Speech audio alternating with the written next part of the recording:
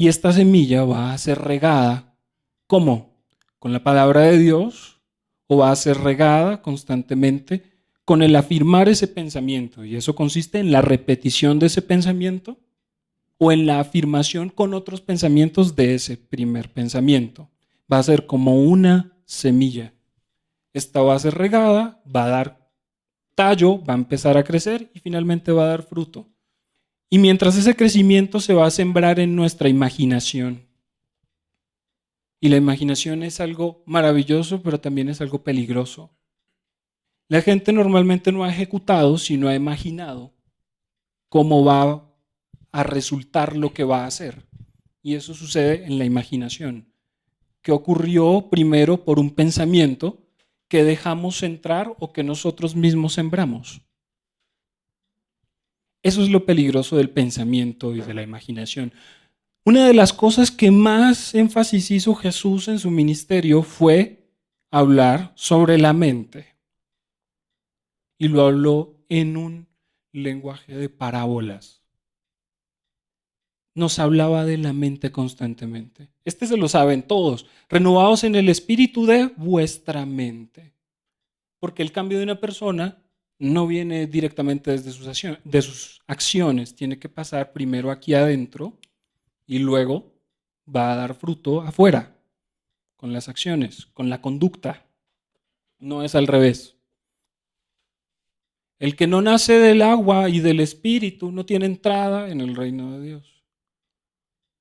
Él no acepta el hecho de que entremos. Lo único que es decir, vamos a ponerlo desde este punto.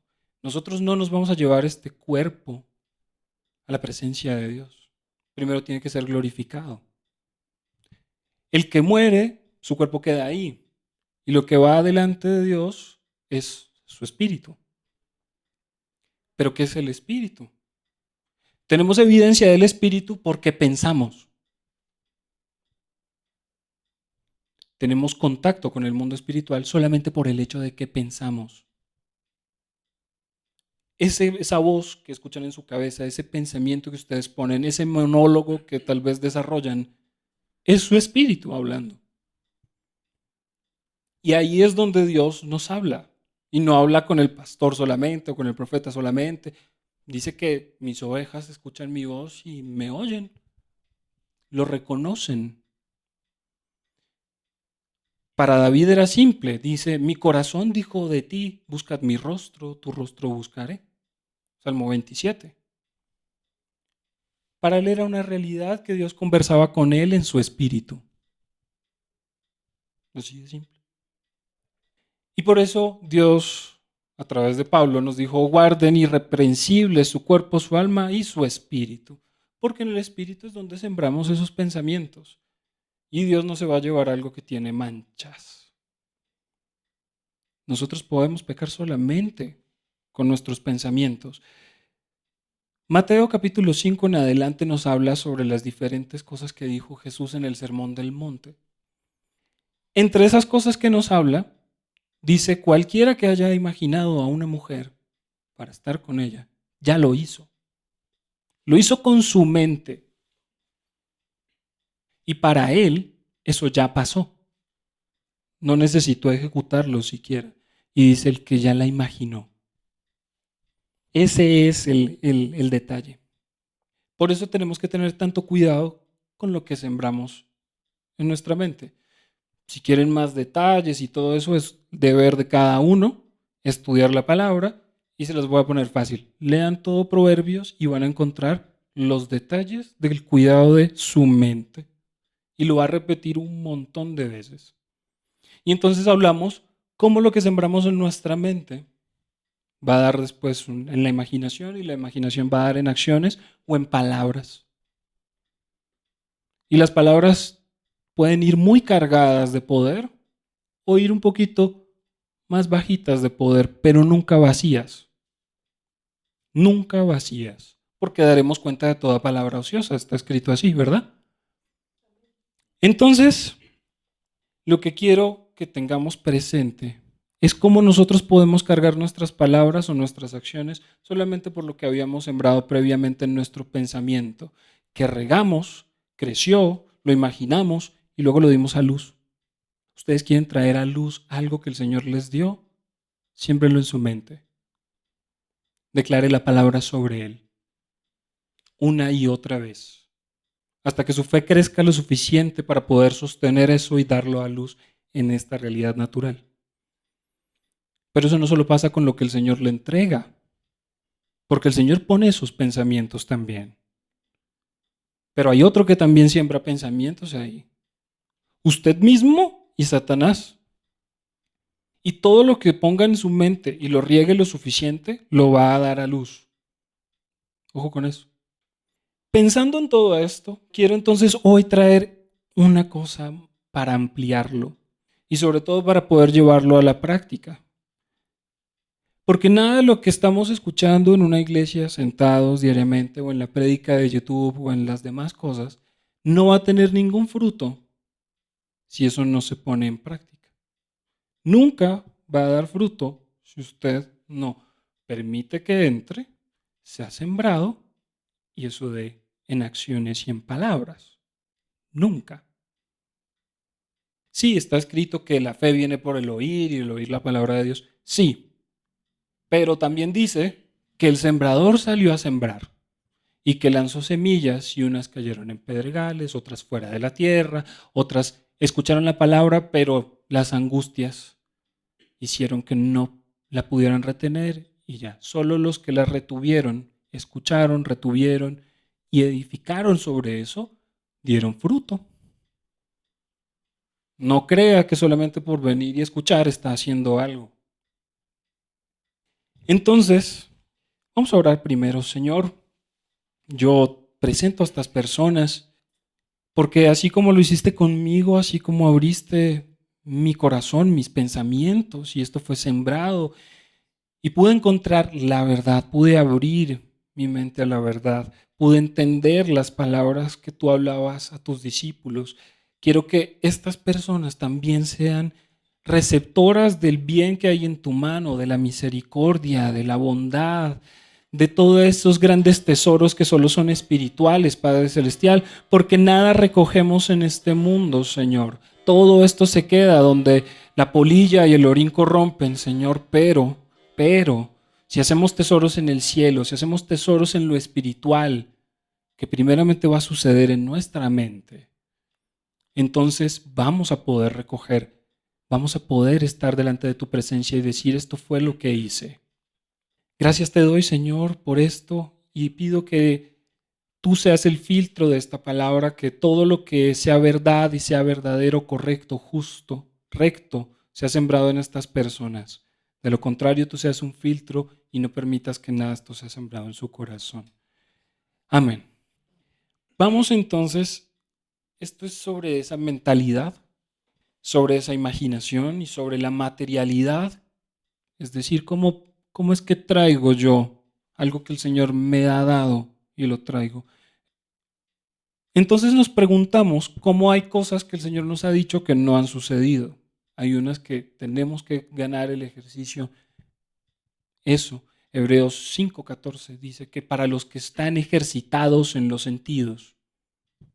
Es decir, yo tengo que entender qué es lo que el Señor me está hablando. Y poco a poco con ese ejercicio voy a ganar el discernimiento de cuándo es qué cosa. Eso significa que hay espacio para el error. Y eso no significa que usted esté pecando. Cuando pensemos en eso, tengamos eso en mente, estas cosas que Dios nos entrega, vamos a poder darlas a luz. También requiere un periodo de embarazo en el que esa idea se va a tener que gestar. Y luego se va a poder dar a luz cuando usted sea capaz de sostenerlo.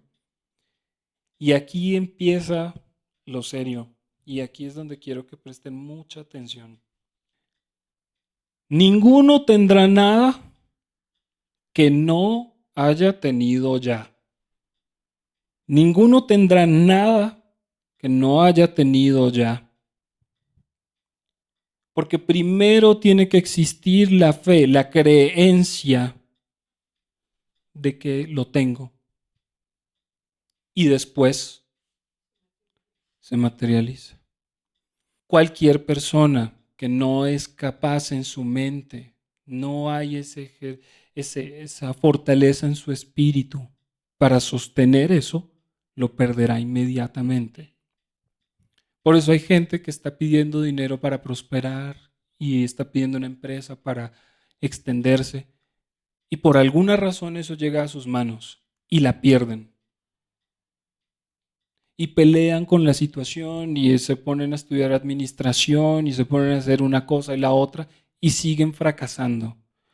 Porque en su mente eso no puede ser sostenido. Entonces, quiero que vayamos a Marcos, capítulo 4, versículo 24. Y vamos a empezar a hablar de esta parte tan seria. Marcos, capítulo 4, versículo 24. Marcos dice lo siguiente. Les dijo también, mirad lo que oís, porque con la medida con que medís os será medido, y aún se os añadirá a vosotros lo que oís. Porque al que tiene se le dará, y al que no tiene, aún lo que tiene se le quitará. ¿Alguna vez han leído ese capítulo 4 desde un poco antes? Está hablando de la parábola del sembrador. Y luego, de repente parece que cambia de tema y es extraño. Y dice estas cosas como, si alguno tiene oídos para oír, que oiga.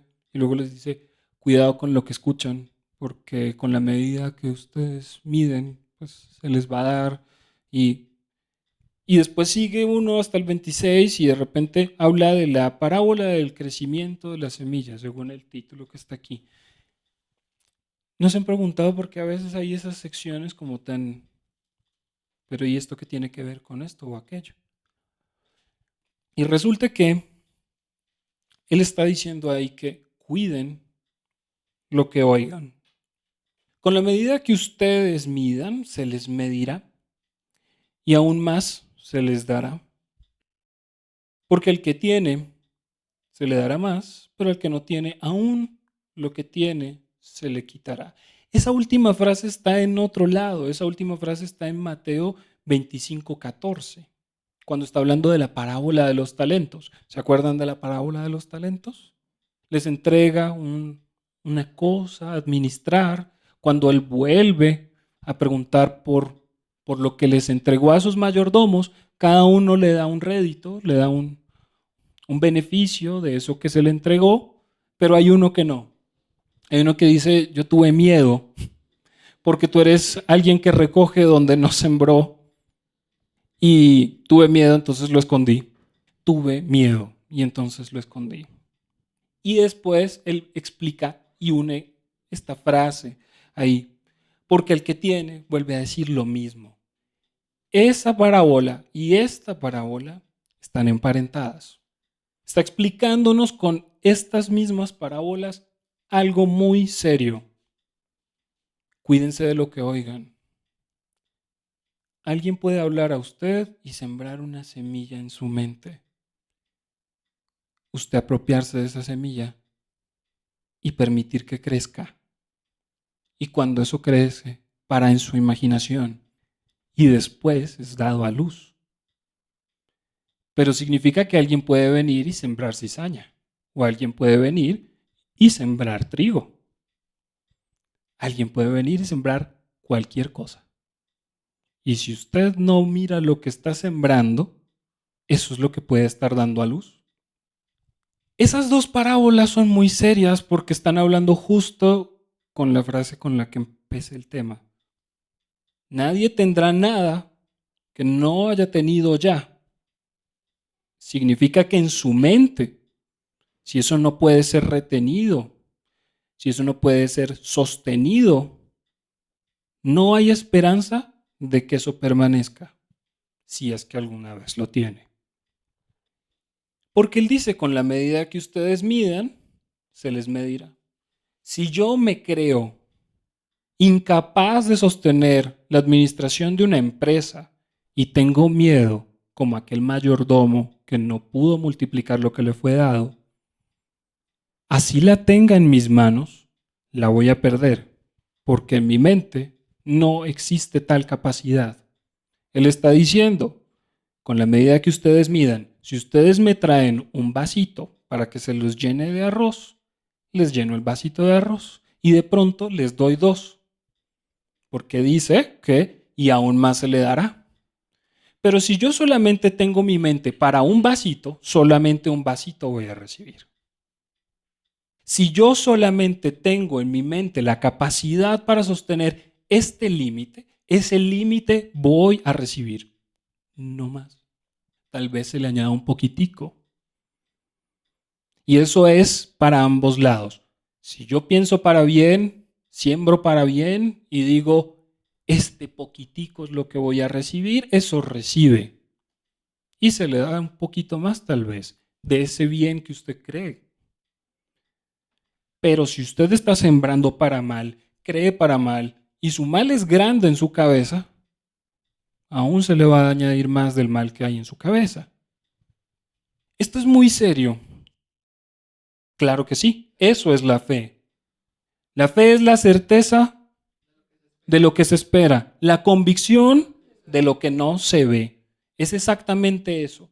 Si yo no puedo tener la fe en mi mente, en mi espíritu, para retener eso, nunca se materializa. Nunca. Y como todo buen sembrador, como todo buen trabajador es digno de su salario. Si usted no trabaja la tierra que hay en su mente para sembrar las cosas, no espere tener fruto. Esto es muy, muy serio, de verdad. Entonces, fíjense las parábolas que están alrededor de ese Marcos 4:24. Está hablándonos del sembrador y ya la conocemos. El sembrador salió a sembrar. Y entonces puso semillas aquí, semillas allá, semillas en un lado. Y dice que unas fructificaron, otras pasaron derecho, otras fueron sembradas, empezaron a crecer, pero habían caído entre pedregales, no había tierra firme. Y entonces cuando vinieron las preocupaciones, se echaron a perder. Pero hubo unas que cayeron en buena tierra. Ustedes son buena tierra, ¿verdad? Bueno, entonces todo lo que sembremos va a fructificar, porque está escrito en los Salmos. Así está escrito. Y dice, y nuestra tierra dará su fruto y sus pasos nos dará por camino. Entonces, quiero que sean lo suficientemente fuertes en su mente para poder sostener lo que el Señor quiere sembrar en cada uno. Toda la Biblia, toda, fuera de ser historias reales, hechos verídicos, son también parábolas. Toda. Es como si hubiesen hecho una obra de teatro muy grande para explicarnos cómo funciona la vida. Y todo el mundo estaba actuando y no sabía. Pero todos los hechos que pasó con Moisés y la salida del Éxodo fueron para ejemplificar muchas cosas. La Biblia tiene muchas, muchas capas en el conocimiento, muchísimas. Pero quiero que pensemos en este detalle. Y esto no es casualidad. La palabra en hebreo para Egipto es Mitzraim. Pero entonces Mitzraim, como les voy a explicar, resulta que en el hebreo no existen vocales. No hay un grafo, no hay una figura que yo pueda dibujar para poner vocales. Solo existen las consonantes. Las mismas consonantes que existen para la palabra Mitzraim, Egipto, también lo son para la palabra Metzarim, que significa limitaciones. Limitaciones. La raíz de la palabra Mitzraim es la palabra Sar y significa estrechez. Dios no solamente sacó al pueblo de Egipto físicamente, también lo estaba sacando de las limitaciones de su mente, de la estrechez que ellos creían que existía para ellos. Estaban saliendo de las cárceles de su mente también, de las limitaciones que aprendieron a sostener, que ellos mismos pusieron, que ellos mismos levantaron esas paredes y esas rejas, o que sus padres o antepasados levantaron para ellos. Y entonces todos quedaron atrapados ahí. Pero entonces el Señor hizo milagros y señales que abrieron no solo las cárceles físicas de la esclavitud para ellos, sino las de la mente también. Desafortunadamente, una vez libres, no todo el pueblo tuvo la mentalidad suficiente para entender hacia dónde se dirigían y poder sostener en fe el lugar al que les habían entregado. Dios les dijo, les tengo una tierra, la mejor. Eso, hay arroyos de leche y de miel. Yo cuido de esa tierra. Pero ellos, a cada tramo del camino, su mente todavía estaba atada a un pedazo atrás. Es que allá comíamos melón y pescadito. Es que allá había ajitos. Yo me acuerdo, estábamos ahí en la parrillada con Noé y con Miriam. Y aquí estamos comiendo tierra y pasando hambre, sed, calor. Nadie pudo ver que estaban en camino a la tierra prometida. Solo, esto está inmundo. ¿Por qué no nos devolvemos? La cárcel de ellos no estaba afuera, fueron liberados. Muchos se quedaron atrapados en su mente, en las limitaciones, en la estrechez de su pensamiento, y no creían que pudieran recibir tal cosa. La mente es tan poderosa. Hagámoslo a imagen y semejanza, dijo.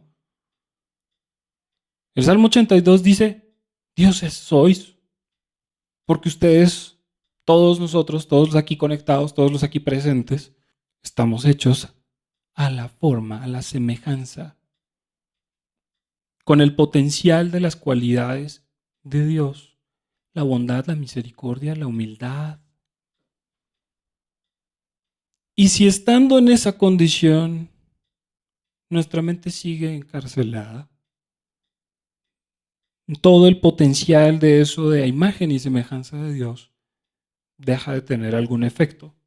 Y ahora solo somos animales tratando de sobrevivir. Y entonces por eso hay unos peleando con otros por cosas que ni siquiera pueden retener. Todas estas parábolas solo nos están hablando de la mente. El sembrador. El que escuchó la palabra y la retuvo, dio fruto. El que a pesar de todo lo que pudiera haber a su alrededor, la angustia, el dolor, los problemas del mundo, retuvo esa semilla y la siguió regando, entonces tuvo fruto. Y dice que dieron al 100 por 1.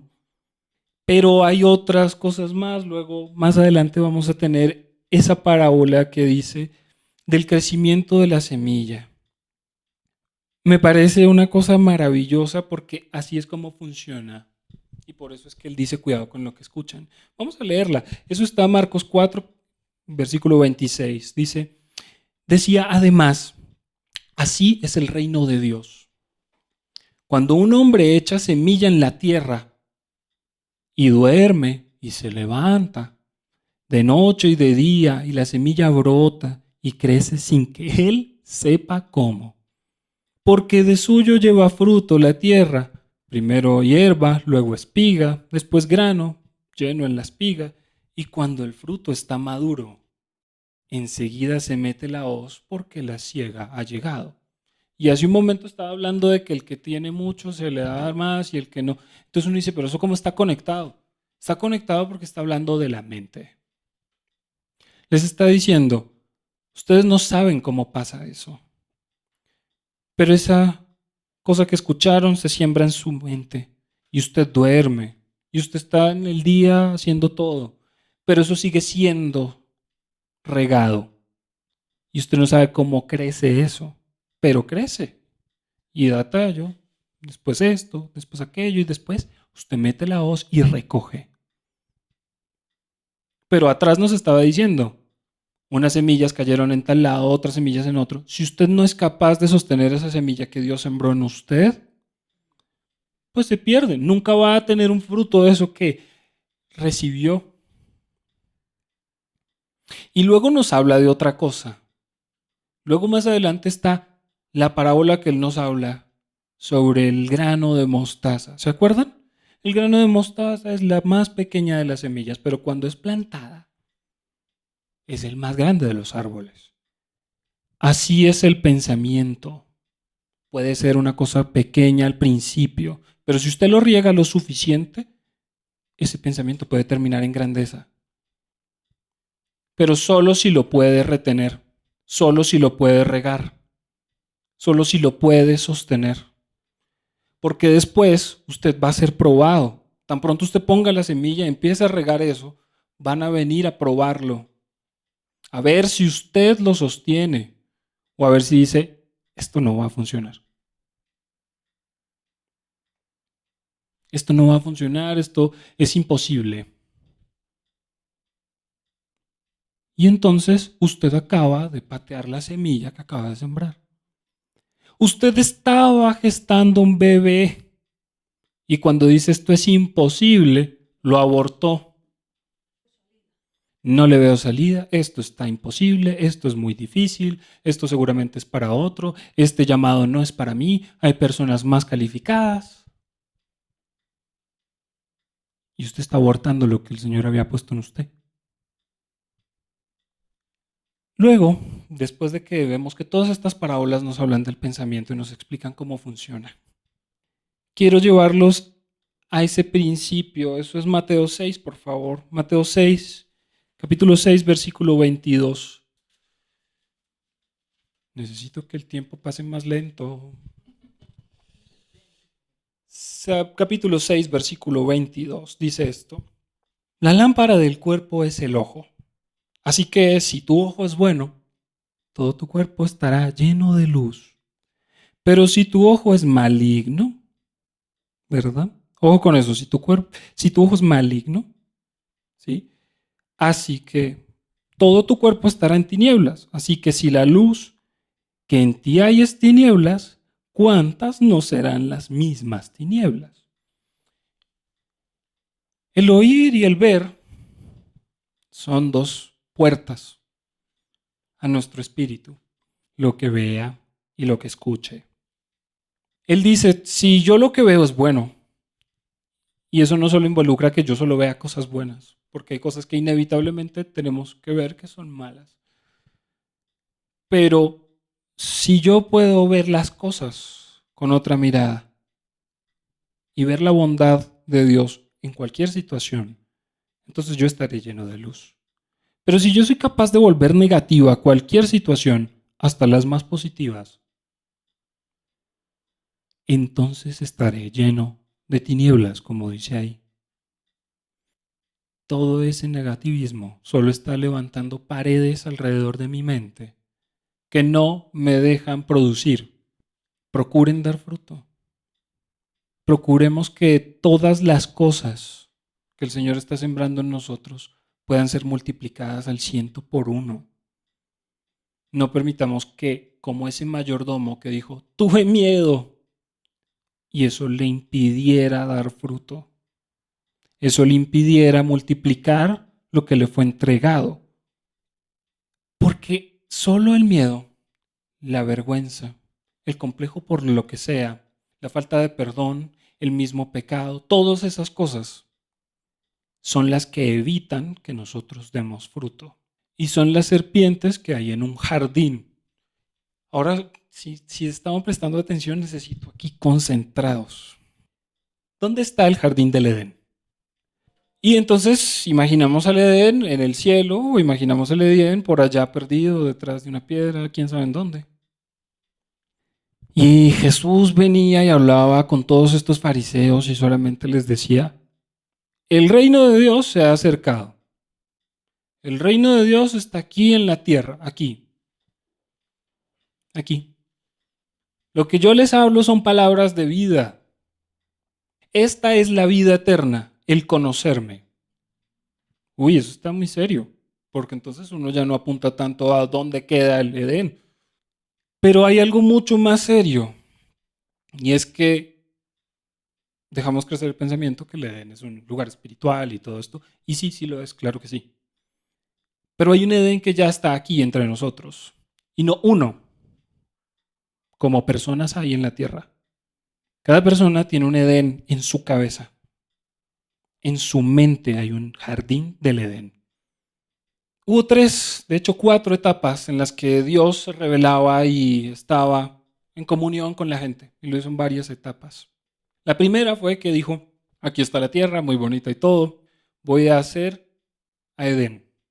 Y luego dice que plantó un jardín en Edén. O sea, Edén no era el jardín. Plantó un jardín en Edén. Por eso decimos el jardín del Edén. No se llamaba Edén el jardín. Entonces hizo como esta cosa cercada dentro de la tierra. Y luego plantó un jardín. Y en ese jardín dice que allá en el centro había dos árboles. El árbol de la vida y el árbol del conocimiento, del bien y del mal. ¿Cierto? Estos dos solo tenían unas cuantas indicaciones. Pero les dice así, coman de lo que quieran. Todo el árbol que da fruto es de ustedes, cómanlo. Pero de ese que está allá, no. No vayan a comer de ese árbol. El día que lo coman van a morir. Y mucha gente, como mi hija me preguntó una vez, bueno, pero si Adán comió, ¿por qué después sigue hablando? ¿Por qué no se murió? No se murió porque fue en su mente la muerte. Su espíritu acababa de morir. Por consecuencia de que el espíritu murió, empezó a morir el cuerpo. Dios mío. Entonces, quiero que notemos esta estructura. Es una estructura simple. Hay un lugar muy grande, luego hay un cercado y luego hay otro, el jardín, más en el centro. Hay tres espacios. Afuera, el lugar cercado y el jardín. Tres espacios. Luego está el tabernáculo. Sale a dar una vuelta con Moisés en paseo por una nube y de noche la nube alumbra y se vuelve fuego. Y hacen un paseo de 40 años en el desierto. Pero los mandó a hacer un qué, un tabernáculo. ¿Cuál era la estructura del tabernáculo? Yo sé que leer estas cosas en Éxodo y en Deuteronomio es un poquito enredado porque y entonces pusieron esto y los anillos eran de esto y el color de las telas era este. Yo sé que es un poquito enredado y entender la estructura. Pero tiene esa misma estructura. Me van a juntar unas tablas que van a recubrir de esto y estos materiales y van a ser de tanto por tanto. Cercó un lugar. Cuando yo paso las puertas de ese lugar, llego al donde está el lavacro de bronce, donde se lavaban los sacerdotes, está el altar donde está encendido el fuego constantemente, y luego llego a la tienda donde estaba la presencia. Cuando yo cruzo esa, está la mesa de los panes de la proposición, la mesa con el incensario y está la lámpara de 7 brazos que están ahí. Y luego cruzo otro lugar. Y cuando llego a ese lugar, está el santo de los santos, el arca ahí, donde dice que Moisés hablaba cara a cara con Dios, entre los dos querubines. ¿Les suena eso de los dos querubines? ¿Dónde más pusieron querubines para guardar una puerta? En el Edén. Entonces hay una estructura muy similar. Un lugar cercado grande, luego yo entro y luego estoy a las puertas de otro lugar y en el centro está lo más santo, el arca. Y en el centro de ese lugar está lo más santo, dos árboles. ¿Vamos haciendo la comparación? ¿Vamos entendiendo cómo funciona esa estructura? Luego hicieron el templo. Usted no me lo va a hacer, David, porque tiene mucha sangre en las manos, lo va a hacer su hijo Salomón. Salomón lo construyó y él hace la misma estructura. Un lugar cercado, amplio, donde estaban los atrios, y luego entramos por las primeras puertas y encontramos el candelabro, las cosas, y luego volvemos a entrar y estamos en el santo de los santos, donde está el arca. La misma estructura. Y luego Juan nos escribe con mucho detalle que el verbo se hizo carne, la palabra de Dios tabernaculizó, término ya utilizado antes cuando le dijo a Moisés, hágame esta casa. Y entonces el Espíritu del Señor entra y posa está ahí en este tabernáculo móvil, un hombre. ¿Alguien me quiere decir cuántas partes tenemos los seres humanos? 3 partes. Una parte exterior, esta corporeidad que todo el mundo puede ver. Luego está una parte más almática, a la que solamente podrían o deberían entrar las personas que tienen el permiso. Porque al templo, al tabernáculo y a todo esto había excepciones para cruzar esos lugares. Bien. Y luego está lo más santo de los santos, el Espíritu. ¿Estamos viendo el patrón? ¿Está claro eso? Bueno, significa que si Dios vuelve a su diseño original, el jardín del Edén está en nosotros también. Y la indicación que fue para nuestros padres, los primeros padres, Adán y Eva, también la es para nosotros. Sabemos que la serpiente engañó a Eva y luego a Adán, pues entre todo. Pero definitivamente el engaño no fue que iban a comer, iban a saber todas las cosas. Y el engaño fue que ellos creyeran que iban a ser como Dios, cuando ya eran como Dios. El Señor ya les había dicho, yo los hice a imagen mía, a semejanza mía, ustedes son como yo. Y la serpiente les dijo, si comen de esto, van a ser como Él. Fueron engañados de esa manera. Y lo siguiente que pasó fue que dice que fueron abiertos sus ojos. Dios, fueron abiertos sus ojos y ahora se iban a estar distrayendo, tratando de entender lo bueno y lo malo en la vida. Calificando cada experiencia, cada labor, cada cosa como esto me gusta y es bueno y esto no me gusta y está como malo. Lo que los hizo fue distraerlos. Ellos no tenían que ser como Dios, ya eran como Él. Los distrajo y los puso a contar arroces. Tome, le traje 1 tonelada de arroz, cuéntelos. Y ahora no iban a hacer lo que Dios les mandó a hacer, que fue guardar el jardín, trabajar el jardín, sino que ahora iban a estar distraídos en esto me gusta y esto no me gusta. Esto está bueno y esto está malo. La maldición que Dios puso sobre Adán fue, con el sudor de tu frente vas a trabajar, pero la tierra no te va a producir. Eso no significa que él no recibía también de la tierra cosas que pudiera comer, solo que ahora la tierra le iba a producir ambas. Y ahora él iba a tener que separar unas de otras en cada cosecha. Su trabajo iba a ser doble, porque ahora no solo crecían cosas buenas, sino cosas malas. Y ahora yo tenía que separarlas, esta aquí, esta allá. Esta se come, esta no se come. Iban a ser distraídos en esa labor que no era la labor a la que Dios los había puesto. Dice el capítulo 2 de Génesis, y entonces Dios sembró un huerto, pero no llovía porque no había hombre que trabajara la tierra. Luego dice que Dios los puso en el jardín para trabajar la tierra. Y entonces, al menos empezaba, dice que unos ríos regaban todo el jardín. Eso pasó solamente cuando hubo hombre para trabajar la tierra, cuando hubo un humano que se encargara de esa tarea. Y uno dice, ay, sí, el pobre Adán allá echando asadón. Ese jardín está hablando de su mente. Ese jardín está hablando de su mente. Su trabajo era cultivar todas las cosas buenas y vivir feliz con ellas. Esa es la conclusión de Salomón en Eclesiastés. Que el hombre tenga gozo en su trabajo, de todo lo que Dios le da y que le tema a Dios. Eso era todo. Pero se perdió porque nos distrajimos en tratando de calificar y separar esto me gusta y esto no.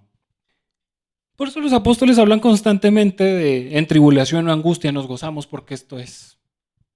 Habacuc dice en la última parte, aunque la higuera no florezca, ni aunque las vides haya fruto, aunque la tierra no dé mantenimiento, aunque esto no funcione nada, con todo me alegraré en Jehová. Todos sus problemas, todas sus angustias, todos esos pensamientos pasajeros, todo esto de me gusta, ¿cómo voy a hacer para conseguir aquello? ¿O cómo voy a hacer tal cosa? ¿O yo no soy capaz? ¿O sí soy capaz? Todo esto son distracciones. Distracciones que no lo dejan trabajar su tierra y no da fruto.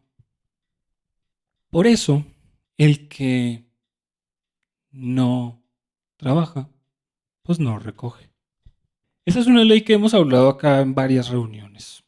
Esa ley espiritual de la siembra y la cosecha. Todo lo que yo siembre, eso voy a recoger. Fin. Eso es Mateo capítulo 7 en adelante. Le dice, todas las cosas que quieras que los hombres hagan contigo, pues usted hágalo con ellos, porque todo esto es la ley y los profetas. Entonces,